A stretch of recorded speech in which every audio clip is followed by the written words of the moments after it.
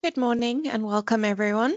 Thank you very much for joining today's webinar, Sustainability in Microbiology, Reducing Environmental Footprints While Driving Scientific Excellence, which is hosted by LASIK. As laboratories across Africa continue to place greater emphasis on sustainability, we're seeing a growing interest in how microbiology testing can reduce its environmental impact without compromising quality or compliance. Today's session will focus on practical ways to make this transition using innovations such as Neogen's Petrifilm plates and Delta Lab surface control swabs to reduce waste, conserve resources, and improve efficiency in the lab. It's my pleasure to introduce our speaker, Dr. Louise Marais, founder of Lumic Consulting. Dr. Marais is a microbiologist with over 30 years of experience across scientific research, technical management, and business development. She holds a PhD in microbiology and has worked extensively with laboratories in the food, environmental, and diagnostic sectors to develop quality systems and implement sustainable practices. Dr. Marais is passionate about bridging science and industry, helping organizations to align operational excellence with environmental responsibility. If you have any questions, please feel free to place them in the Q&A for answering at the end of the presentation. Comments are also welcome in the chat. Please join me in welcoming Dr. Louise Marais. Dr. Marais, over to you. Thank you. Thank you so much, Kauri, for the kind introduction. And I just want to say a big thank you to LASIK for allowing me to collaborate with them on this very important project. And I do hope that today's webinar will be insightful. And I'm sure it's a topic that we all feel passionate about. And yes, I'm looking forward to sharing this presentation with you. So if we just have a look at the agenda, what we're going to talk about today, we've tried to streamline the agenda to actually fit into your daily protocols when you are in the lab. So we basically will start a little bit on media preparation and use, then looking at sample collection and processing, incubation and equipment usage, cleaning, sterilization and hygiene management, waste management, documentation and data management, procurement and logistics, method selection and validation, and then also, most importantly, creating a culture of sustainability. So we're actually basically going to talk about all of these points on the agenda and focusing on sustainability and looking at bringing sustainability into the micro lab on our daily processes. So to start us off, just a little bit of a sobering fact. I think we all are aware of plastic wastage and what it's doing to our environment. So 500 million tons of plastics are produced annually worldwide.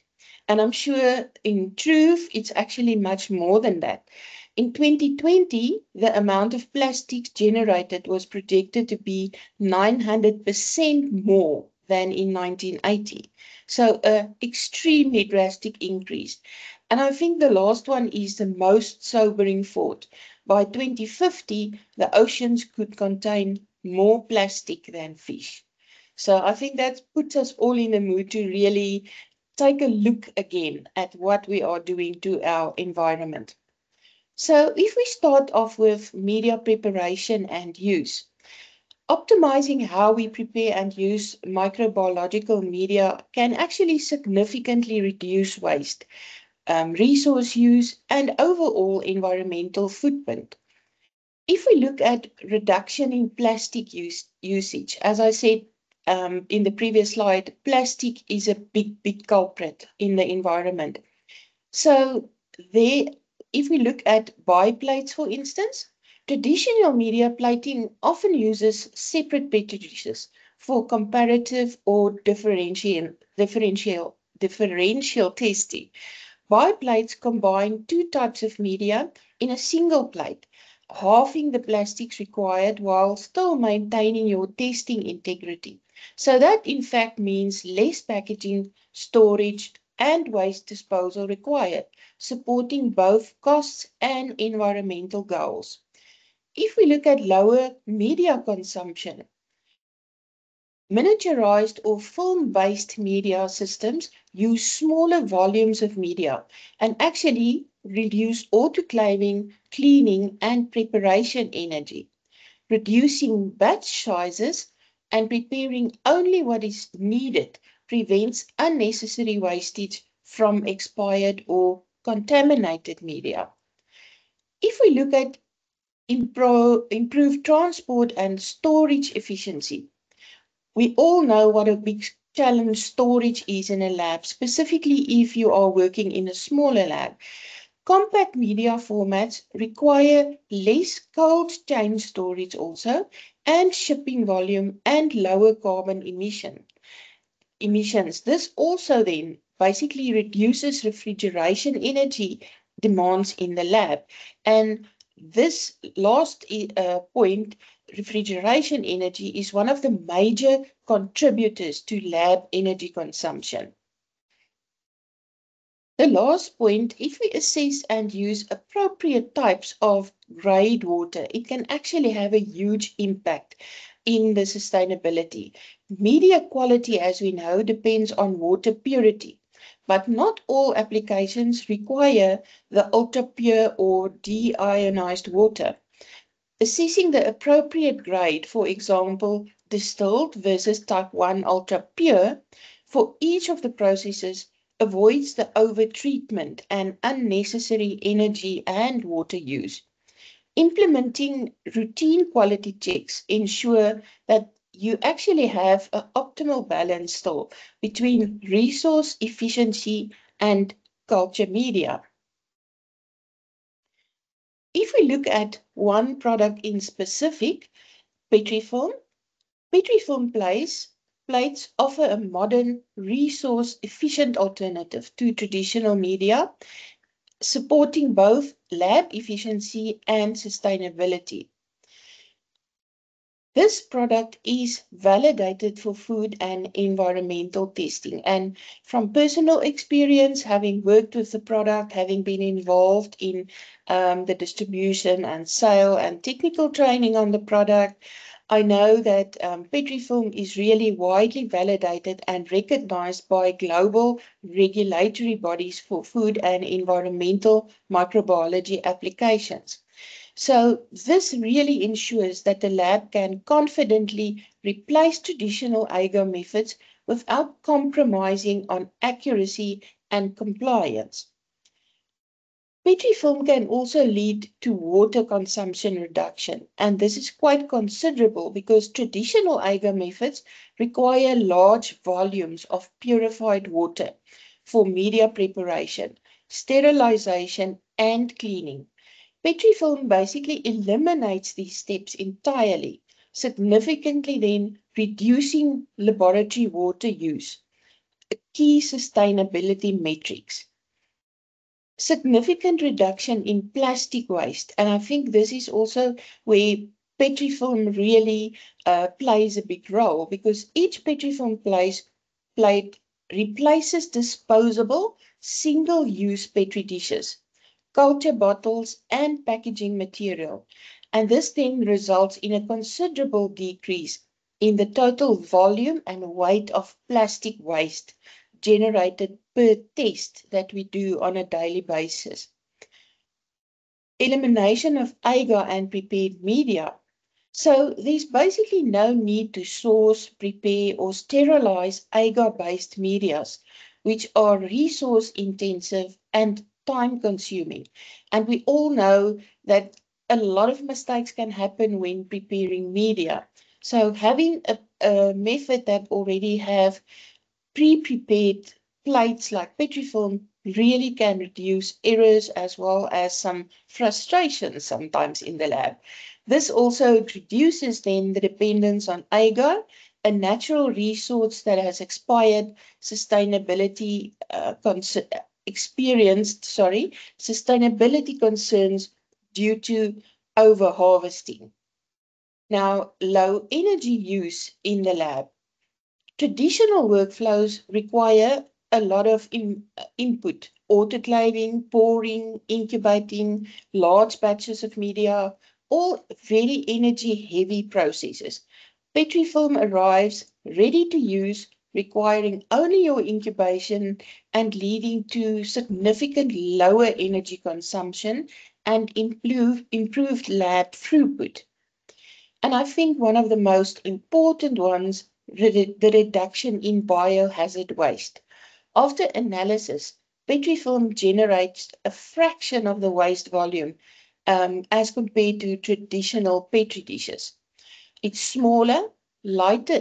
The smaller, lighter weight then actually means fewer biohazards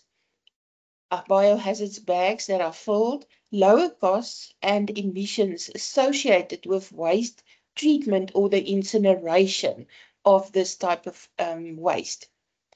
A little bit interesting additional information maybe. A 2015 study showed that Petrifilm plates consume 76% less energy, 79% less water, and emits 75% less greenhouse gases and produces 66% less waste than traditional agar methods. And by personal experience, I know through many years that labs in South Africa normally also outsourced waste disposal, and you literally pay per gram of waste that is removed. So if you calculate that and switch to Petrifilm, you can actually reduce the cost of your waste disposal by nearly 40%. So that is a huge saving that you can actually apply in the lab. Furthermore, if we look at batch media prep according to requirements, using automated batch media preparation systems can improve efficiency, reduce waste, and support sustainable lab operations. So batch media prep according to requirements. Media preparation should align closely with actual lab demand to avoid the overproduction and unnecessary waste. By preparing our media in batches according to workflow needs, the lab actually reduce expired or unused media and ensure a very consistent quality. If we look at ABE media preparations that is displayed on the slide, automated systems like the ABE media preparators simplify and standardize the process, integrating heating, mixing, as well as dispensing in one single control unit. This reduces manual handling, improves safety, and ensures reproducible results across batches. If we look at preparing media in bulk, the all-in-one, where no autoclave is then required, these preparators can eliminate the need for separate autoclaving, also then again saving huge energy, as sterilization occurs within the unit. This reduces equipment use, energy consumption, and operating time, while minimizing also the contamination risk. Efficient production, up to 50 liters with minimal waste. So, capable of producing large volumes, up to 50 liters of sterile media with as little as only 15 milliliters of residual waste. And that is a very significant reduction. So this optimizes resource use and ensures almost complete consumption of the prepared media and no extra wastage. The last point, bulk buying of media and raw materials equals cost savings. So preparing media in-house from bulk purchased dehydrated powders that we all are used to and reagents significantly lowers the per sample cost. It also reduces packaging waste, shipping frequency, and overall environmental impact that can be associated with pre-prepared media. If we move to the next point, and I think this is also a very important point because this tends to be the place where plastics come into play a lot. So sustainable sampling practices can actually greatly reduce material use, transport emissions, and unnecessary resource consumption without compromising data quality. So if we look at reusable sampling equipment, where possible, we can actually replace single-use tools with reusable options, such as stainless steel scoops, forceps, or autoclavable plastic instruments. These can then be sterilized and reused safely, significantly actually cutting down on disposable plastics in sampling workflows. Reusable systems also improves consistency and traceability by maintaining dedicated label tools for specific sample areas or product lines. And this is really, really important because I've seen it through many years of experience, for instance, pipette tips. If pipette tips are used in more than one area in a lab for more than one function, this can actually significantly increase contamination through these different areas in a lab, and also the use of pipettes in certain areas in the lab. It's very, very important to basically maintain traceability and have dedicated equipment. So if we look at consolidating sampling schedules, just by grouping or coordinating sampling activities to reduce the number of, we can actually reduce the number of site visits or transport trips. This decreases fuel use and emissions and packaging waste associated with the transporting of the actual samples then to the lab. It also improves the workflow efficiency, and basically your technicians can collect multiple samples in a single trip, lowering the overall research use. The reduction of oversampling. So many labs tend to actually oversample because they want to be safe. But this leads to unnecessary testing, consumable use, and data redundancy. So we can actually conduct a statistical validation to determine the minimum number of samples that's required for reliable results and try and stick to that number that we have that will actually still be meaningful for a statistical validation. By just optimizing sampling frequency and quantity, labs can actually maintain robust data and integrity while minimizing waste and operational costs. If we look then at incubation and equipment, so optimizing basically how equipment is used and maintained in a microbiology lab can actually yield major reductions in energy consumption and also operational costs. The first point, batching samples for efficient incubation. Plan and schedule sample processing so that we actually have incubators that run at near or full capacity. Avoid operating partially filled incubators, which waste energy by maintaining temperature and humidity for minimal loads. Coordinate batching improves the actual throughput and allows for more predictable energy usage patterns. So basically, just to plan and schedule can actually have a big impact on the daily operation and in the end also save energy as well. So energy efficient incubators with good insulation. Now, this is a point that we sometimes we sometimes do overlook.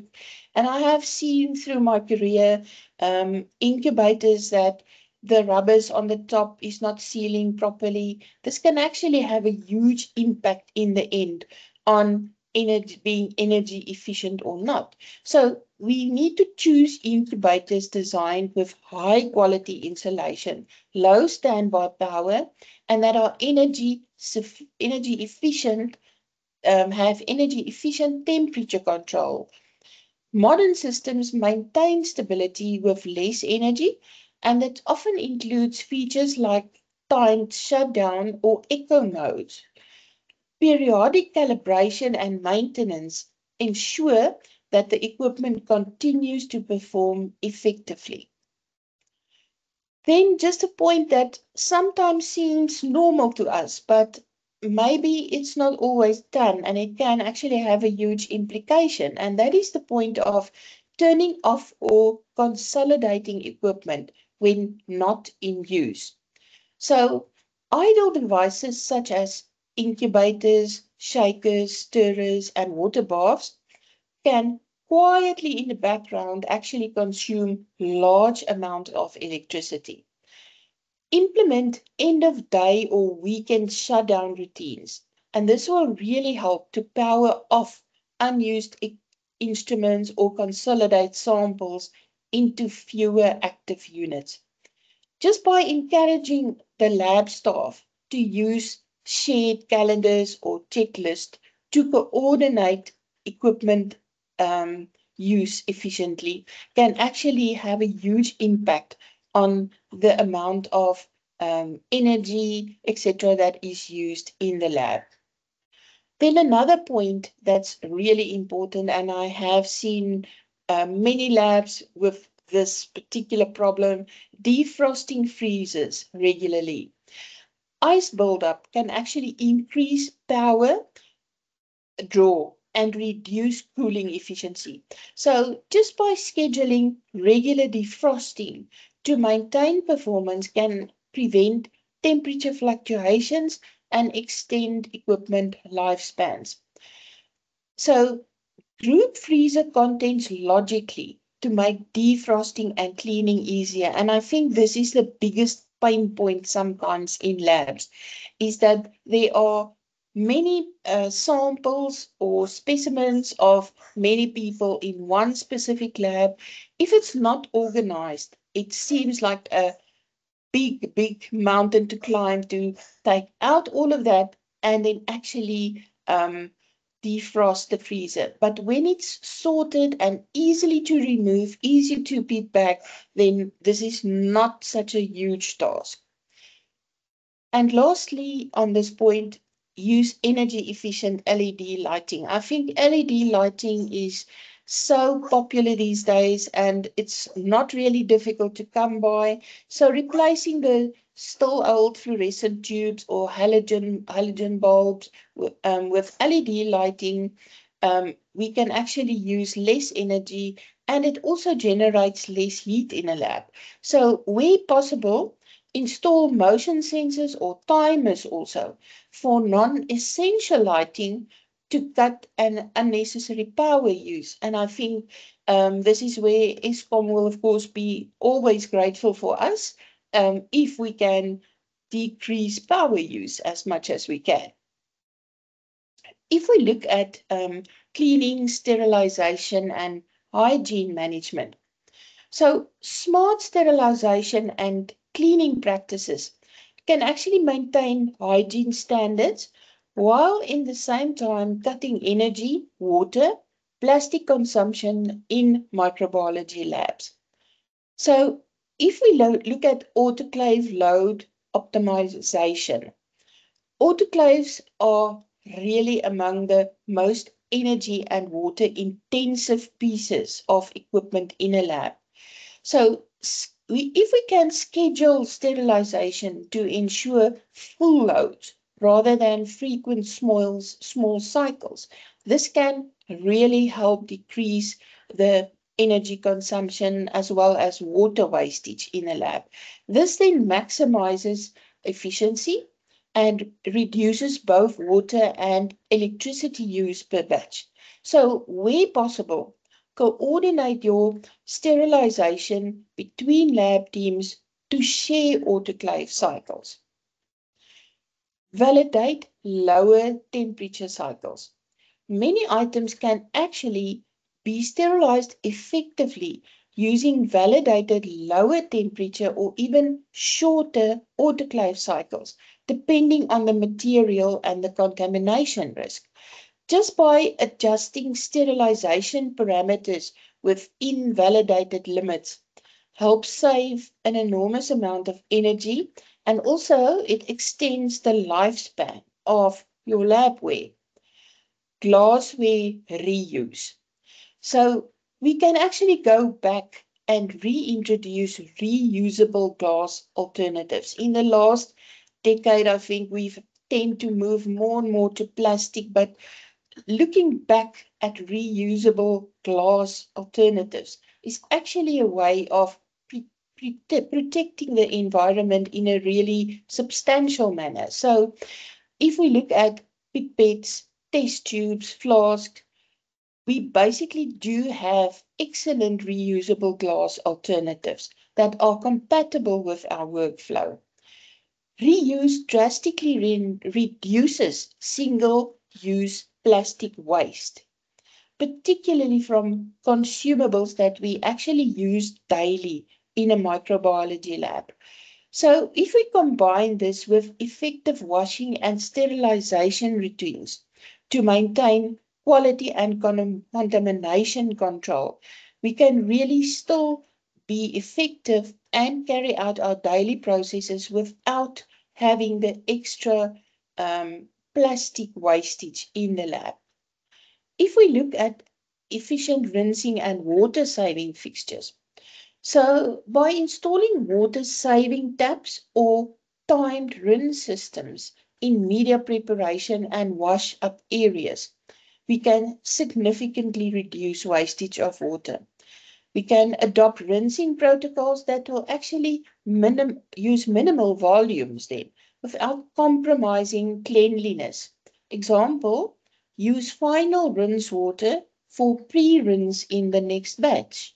Something maybe we have never thought of before working in the lab.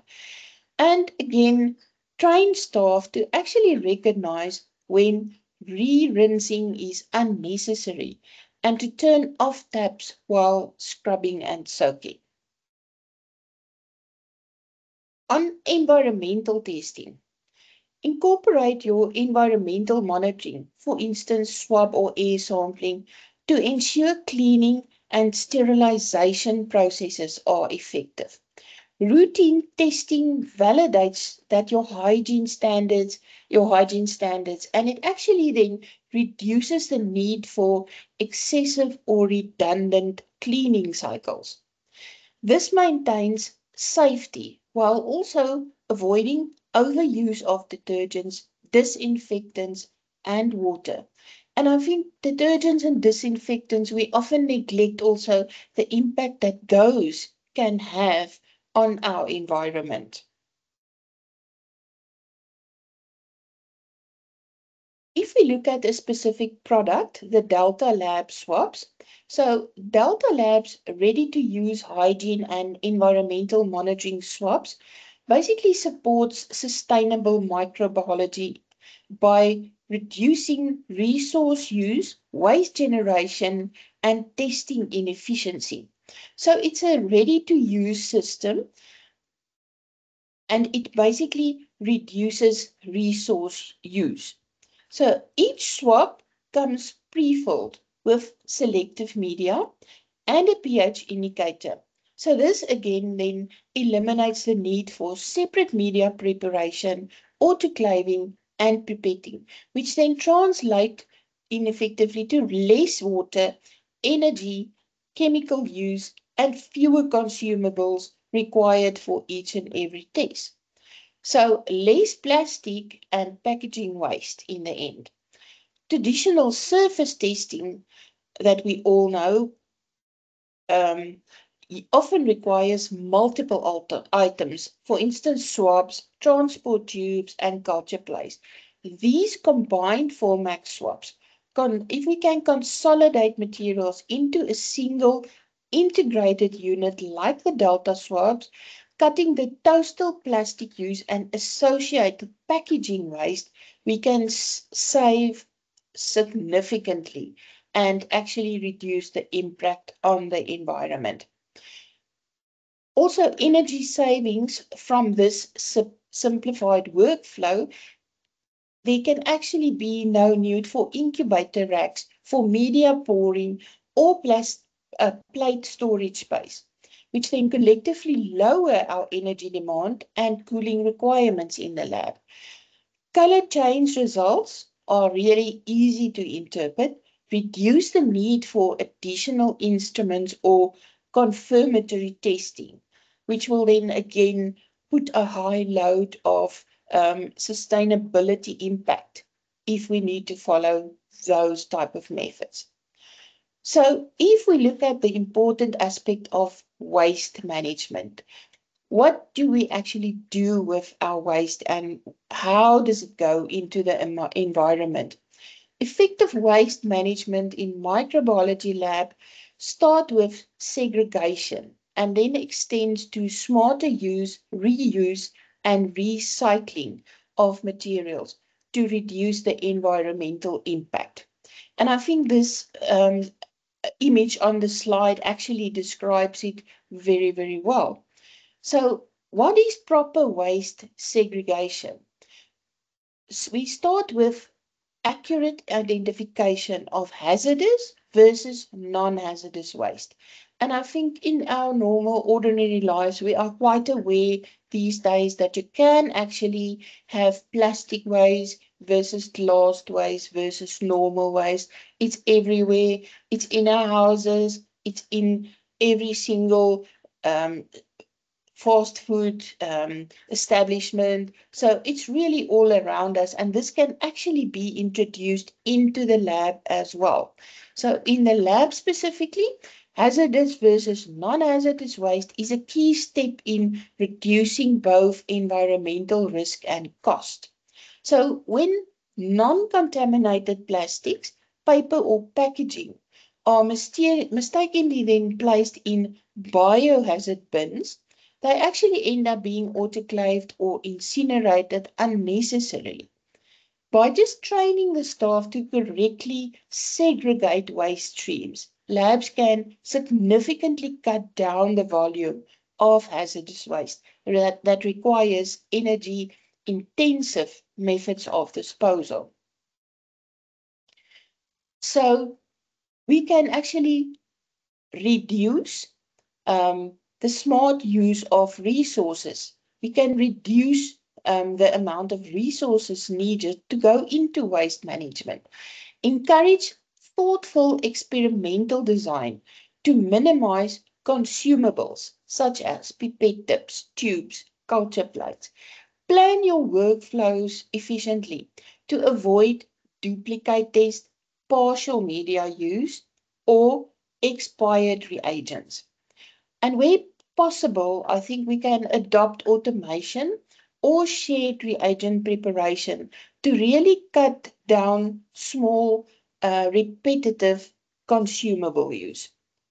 If we look at reuse, extending product life, reintroduction of glassware and reusable plastics, pipettes, flasks, or bottles in non-critical applications. Implement validated washing and sterilization procedures to really ensure quality and contamination control. This then actually reduces both procurement frequency and waste generation, especially on the high volume items that we use. If we look at recycling, this then actually closes the loop for us. Set up recycling programs with clearly labeled collection points for items like, for instance, cardboard packaging, reagent bottles, clean plastics. We can also try and partner with local recyclers familiar with lab materials to ensure that waste is actually processed safely and effectively.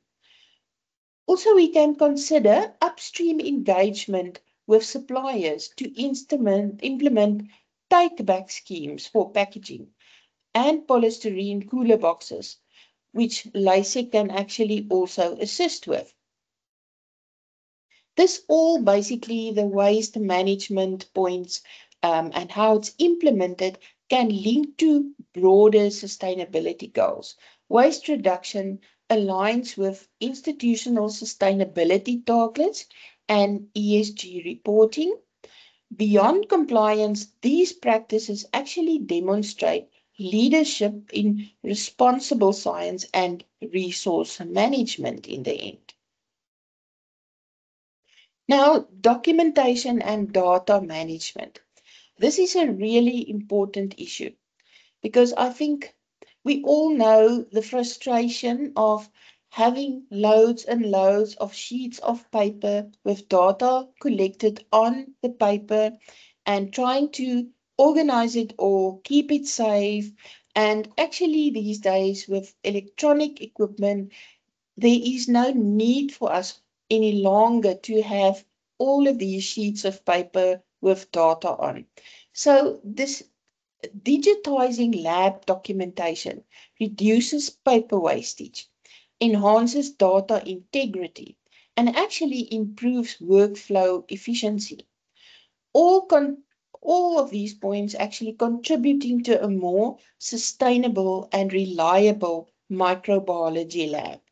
So electronic record keeping, as I mentioned, basically transitioning from paper-based worksheets or electronic systems such as LIMS, tablets, um, uh, LIMS, tablets, or shared digital devices can actually then reduce paper consumption and physical storage needs. This actually then, in the end, not only saves the trees and printing resources, but also streamlines data access and backup, improving traceability and compliance. And I think also time saving can come in here because having data immediately available electronically is definitely a huge benefit in this day and age, as to having to look through a huge amount of papers with data on.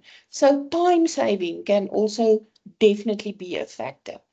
Cloud-based collaboration also eliminates the need for printing and creating hard copies for review or approval.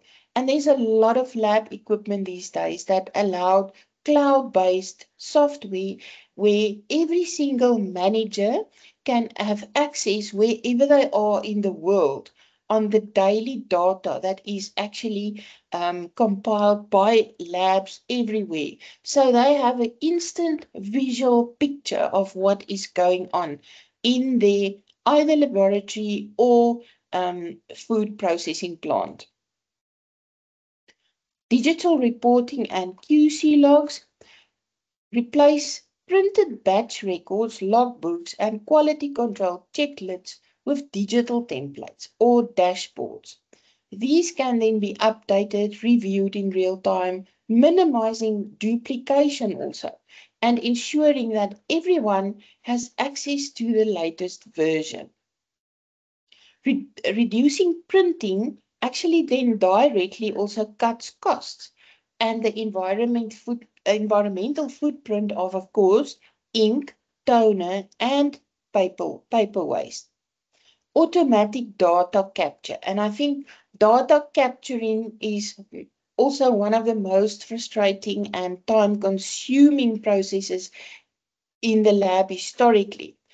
But these days, if we use instruments or software that can automatically capture and upload data into electronic systems, we can actually eliminate manual transcription.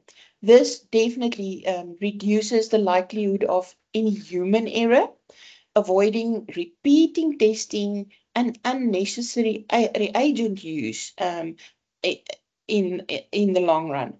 In addition of sustainability gains, automation definitely improves accuracy, efficiency, and definitely regulatory compliance. So overall, the documentation and data management together, if we take all of the aspects that we mentioned together, these digital solutions definitely reduce paper waste, energy for printing, and physical storage requirement, while also supporting the culture of data integrity and continuous improvement.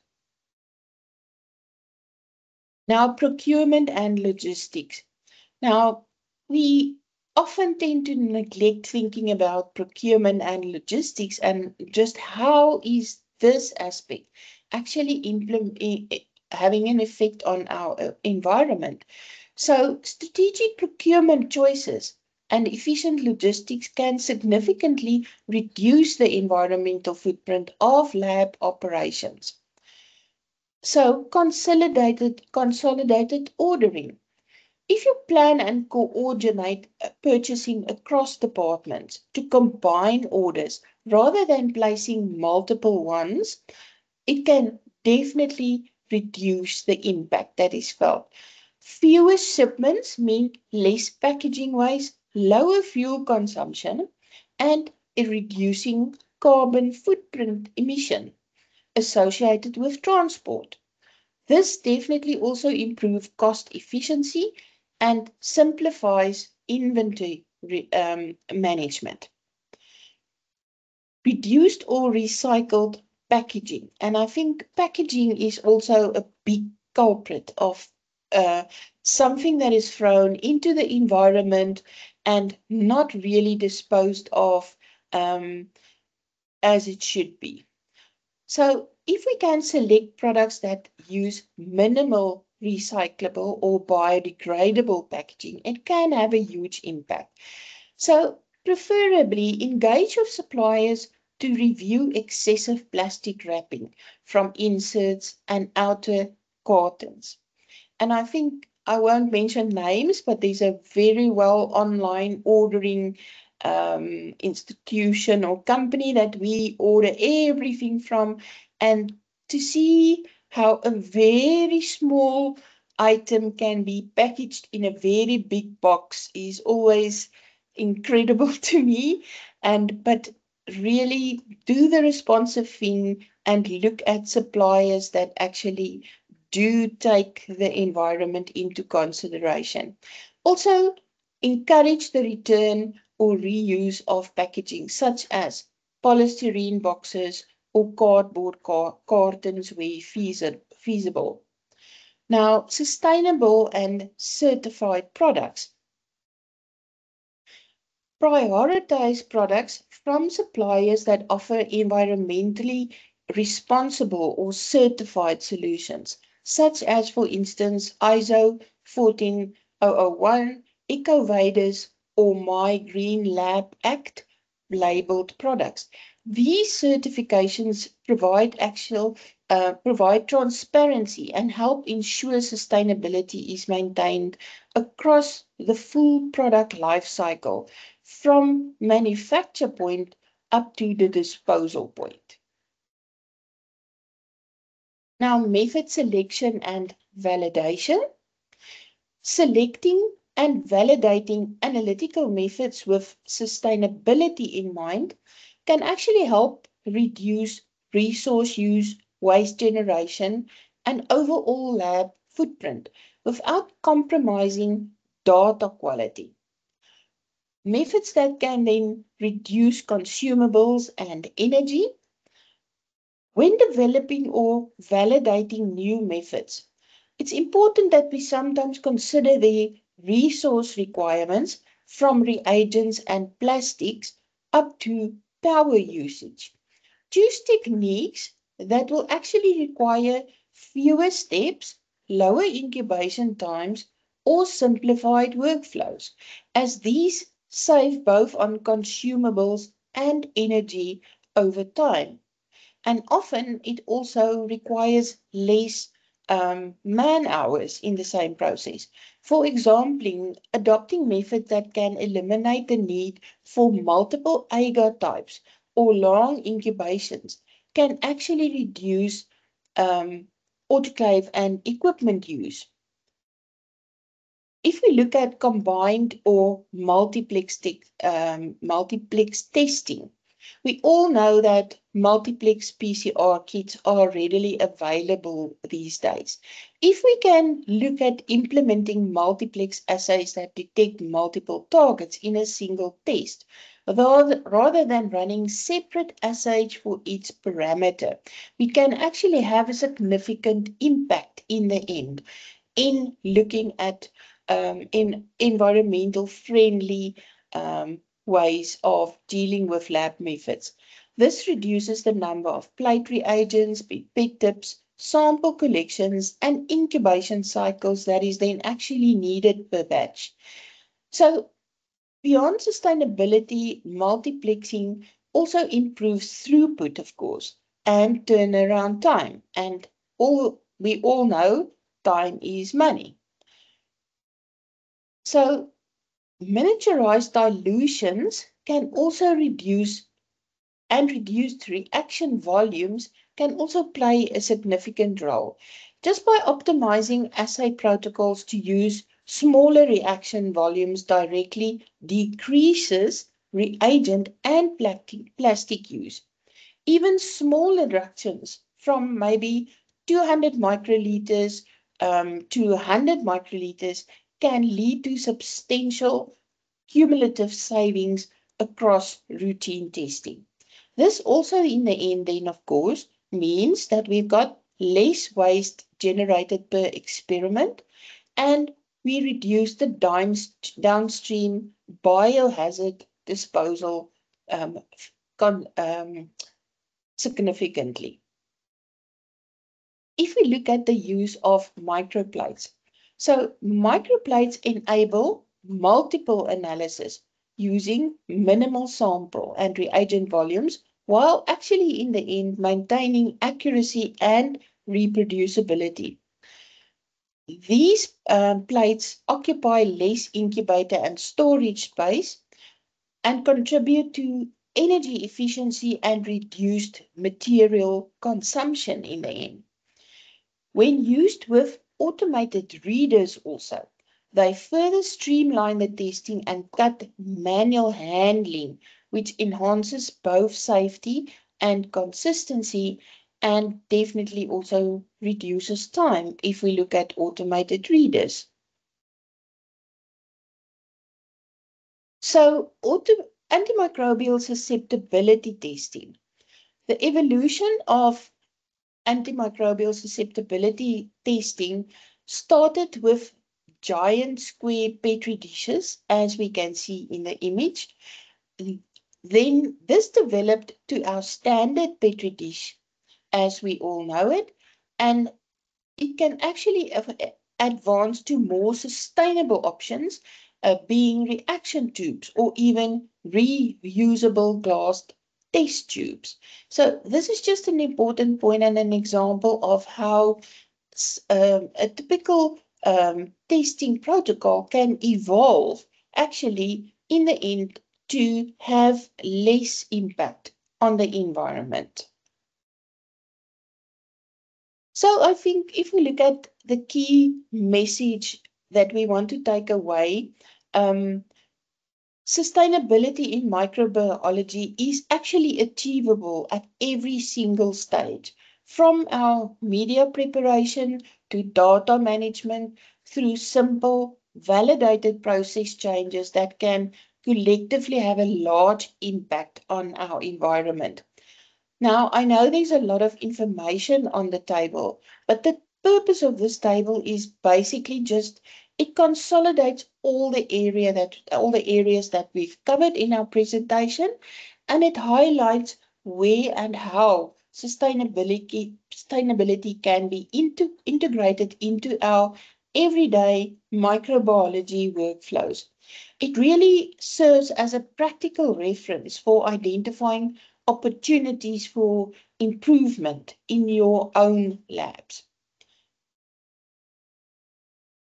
So across all stages, we can really look at all the stages, and sustainability isn't confined to only one part of the process. It's embedded throughout. It does not necessarily compromise quality or compliance. It enhances efficiency, reduces costs, and supports institutional ESG goals. By just making small, consistent changes and implementing these across the processes, we can we can create significant cumulative impact on resource conservation and waste reduction in the end. So we actually encourage all attendees of this webinar to go back to the lab, review their current practices against this table, and identify one or two changes that they can maybe implement immediately. These early actions, and maybe you will see it as a small action, but can actually build momentum toward long-term sustainability in microbiological testing. But in the end, we have to create that culture of sustainability. It's not only about the technology or the procedures, it's really about the people. If we build a culture of shared responsibility, it ensures that sustainability practices are maintained and continuously improved. And actually, to achieve that, we need leadership and role models. Sustainability change begins with visible leadership. When lab managers, principal investigators, and senior researchers actively demonstrate commitment, it sets a tone for the entire team in a lab to follow, and really, with every little action they do in the lab, think about sustainability. Leadership engagement transforms sustainability from a side initiative into a core part of lab identity and performance. And of course, training and awareness. Just regular training sessions and refreshers will actually ensure all staff to understand not just basically what to do, but why sustainability matters. And encouraging dialogue and feedback keeps sustainability visible in our day-to-day operations. It empowers the staff to identify new opportunities for improvement. Integrating sustainability into lab processes. In the end, we have to actually look at embedding sustainability into our standard operating procedures, procurement criteria, and maintenance protocols, ensuring consistency across all your teams and over time. This approach really makes sustainability systemic and not really dependent on an individual passion or leadership turnover. Linking sustainability objectives to performance reviews, project planning, and supplier evaluation can really help sustain the momentum institutionally. And I think on closing thoughts, basically creating a culture of sustainability means that we are shifting mindsets where every little decision contributes to a collective environmental responsibility. It's a journey built on leadership, education, a long-time commitment, ensuring that sustainability really becomes a part of how science is done and not just another added goal. And with that, I want to really thank you for your attention. I hope that it was insightful. When I was collaborating with LASIK on this topic, I really think it opened my eyes, honestly, on a personal point of view, a lot as to the big impact that the ordinary micro lab and micro processes can have on the environment. I just wanted to say thank you very much to Dr. Louise Moret and to everybody that joined us today. We hope you found the session valuable and that it offered useful ideas that you can apply in your own laboratory practices. If you'd like to learn more about sustainable laboratory solutions, including NeoJones Petri film plates, ABE media preparators, or any of LASIK's other sustainable solutions, please feel free to visit our website, contact your LASIK representative, or email micro@lasik.com. We very much appreciate your time and participation, and we look forward to welcoming you to our next webinar. Thank you very, very much to everyone. Thank you so much, Kauri, and thanks for everybody attending. I hope you have a great day further.